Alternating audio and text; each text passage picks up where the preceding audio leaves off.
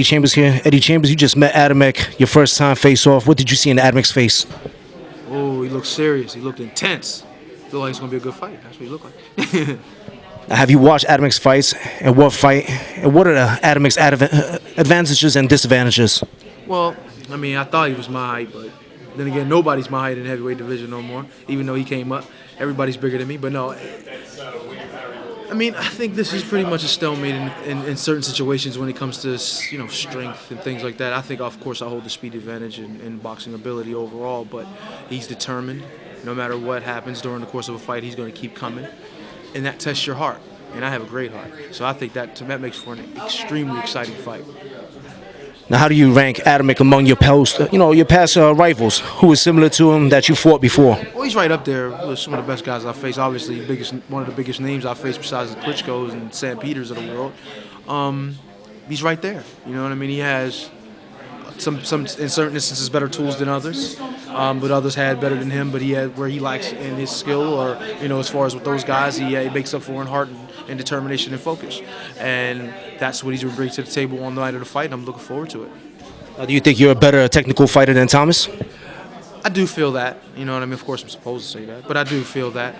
Also, more speed. But he's a quick guy himself, and how often are we used to seeing either of us fight anybody equal speed? So it's going to be a very, very interesting style matchup, and because we're both boxers by nature, I think that may kind of, I don't want to say, it's not going to take away from the excitement, because this is going to be a boxing match. It's going to be something that you're used to seeing in lighter weight divisions, where you're going to see, catching shots, throwing shots, all kind of different little things that are going to make it for more of an interesting fight. How is your body condition? I mean, you had a couple injuries. You pulled out about your last two fights. How's everything now?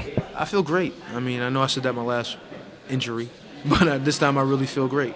I'm ready to, go in and perform. You know what I mean? I want to erase the thoughts of me being injury prone and, taking, not being able to fight anymore. And is he still active? I don't want to hear those things anymore. Shoot, I like to be, I'm iron, you know what I mean? Most of the time when I get in, I've never had an injury before until now.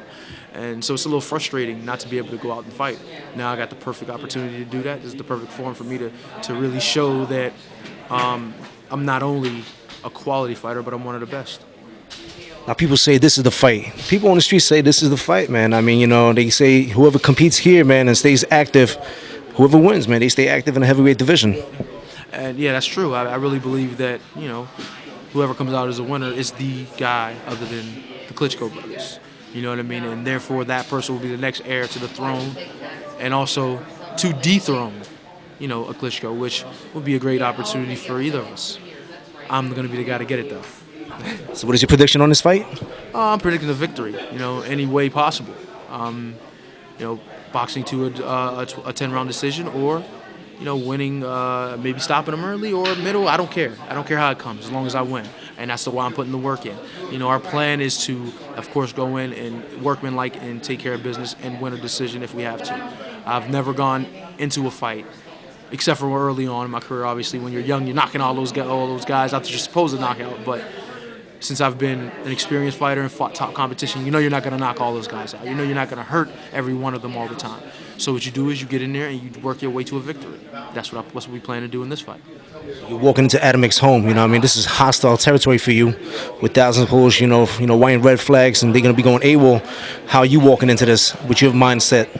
Well, I've had some rocky scenes in the past, you know what I mean, when I get in, they throwing beer at me and all that, but I've also changed their minds, you know what I mean? I had a lot of people change, you know what I mean, and look at me as, wow, he's really a classy guy, and not only that, he's a great fighter, a great performer in the ring, and can hold his own against the monsters.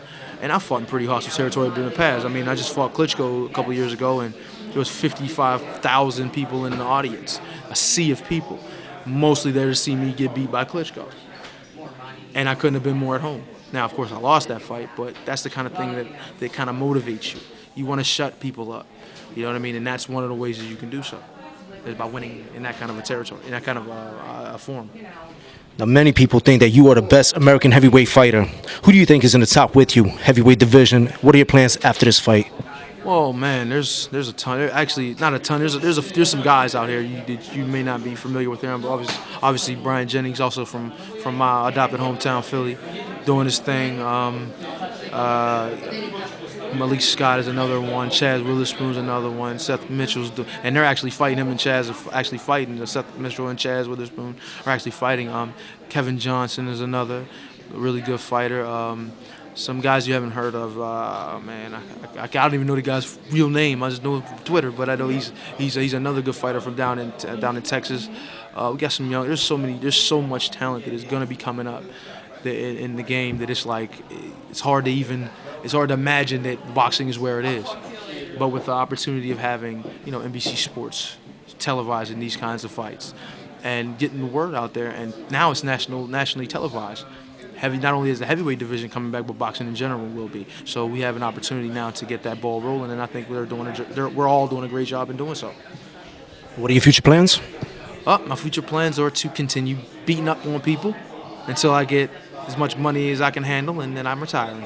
Honestly, my opinion now is to become heavyweight champion of the world. That's my first goal, and then from there on, hopefully we go to unification.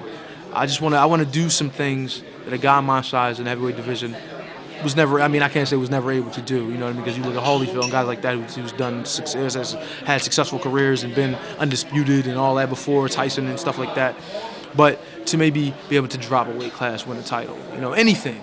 But first things first. I'm not looking past Tomaszem. There's no way I can even think about looking past Tomaszem. I got to go in there and handle my business here. You know what I mean? My future plans are all based on what I do in this fight. And with a tough fight like this, I gotta really be in the house thinking about it and working and preparing. Last question. Now, have you ever watched any of Adam's fights? And who did you watch? Which fight did you watch? I was in the house when he fought Nagi Aguilera, and I thought he looked really deep. I thought he did a great job. You know what I mean? The guy was actually a pretty skilled fighter. Not a lot of people give that guy enough credit. He fought everybody over and over. Every time you turn around, he's fighting another monster. It's just kind of like me.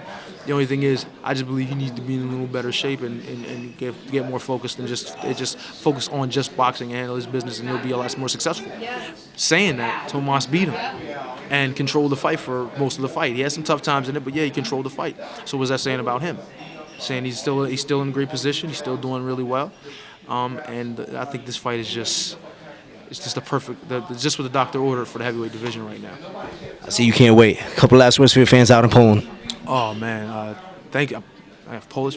Please just cheer for me for this fight, please. I know you love Tomaszem. We all do. But just think about me just one time. If you happen to be a fan of mine, please. No, but just thanks for the support.